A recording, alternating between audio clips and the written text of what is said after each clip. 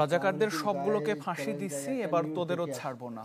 2024 সালের 14 জুলাই রাতে ঢাকা বিশ্ববিদ্যালয়ের তৎকালীন ভিসি মাকসুদ কামালের সঙ্গে কথোপকথনে কথা বলেন শেখ হাসিনা। ইংল্যান্ডে ছাত্র রাজনীতির জন্য মাঠে নামায় গুলি করে মেরে ফেলা হয়েছিল এমন প্রসঙ্গ টেনে শেখ হাসিনা বলেন, ওই অ্যাকশন না নেওয়া ছাড়া উপায় নাই। সোমবার দুজনের কথোপকথন ট্রাইব্যুনালে পড়ে শোনান চিফ প্রসিকিউটর।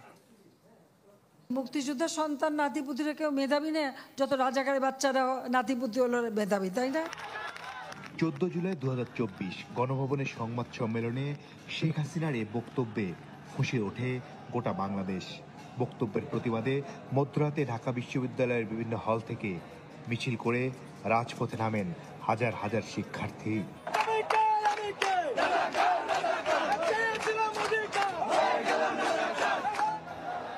ওই দিন রাত 11টা 28 মিনিট 43 সেকেন্ডে ঢাকা বিশ্ববিদ্যালয়ের তৎকালীন ভিসি মাকসুদ কামালকে ফোন করেন শেখ হাসিনা।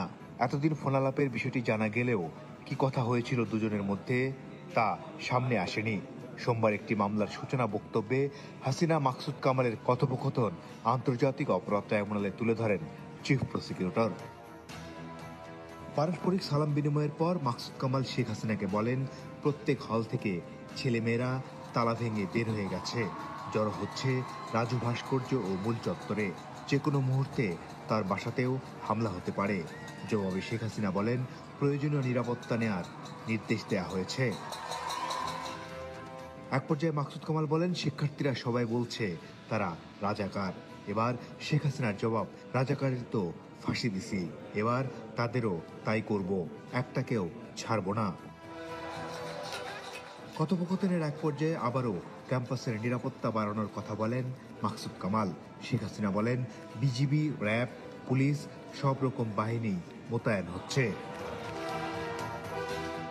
এক পর্যায়ে ছাত্রলীগ এবং ঢাকা মহানগর আওয়ামী লীগকে সংগঠিত করার কথা বলেন মাকসুদ কামাল।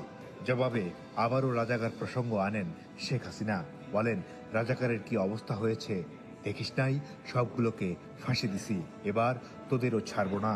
মাকসুদ কামালও বলেন, ঝামেলা মিটে গেলে ধরে ধরে অস্থিরতা সৃষ্টিকারীদের বিশ্ববিদ্যালয় থেকে বহিষ্কার করা হবে। বলেন, আজকে সহ্য করার পর সবাইকে অ্যারেস্ট করবে, ধরে নেবে এবং যা অ্যাকশন নেয়ার নেবে। কারণ ইংল্যান্ডে যখন এরকম ছাত্র রাজনীতির জন্য মাঠে নামলো, কতগুলোকে মেরে ফেলায় দিল না, ওই অ্যাকশন না নেওয়া ছাড়া উপায় নাই বলেও মন্তব্য করেন শেখ হাসিনা। ট্রাইব্যুনালের প্রসিকিউশন বলছে, শেখ হাসিনা ও মাকসুদ কামালের কথোপকথনেই পরিষ্কার আন্দোলন দমনে গুলি করা সহ সব রকম নির্দেশনা দিয়েছিলেন তৎকালীন প্রধানমন্ত্রী শেখ হাসিনা। মাসুদুর রহমান, চ্যানেল 24, ঢাকা।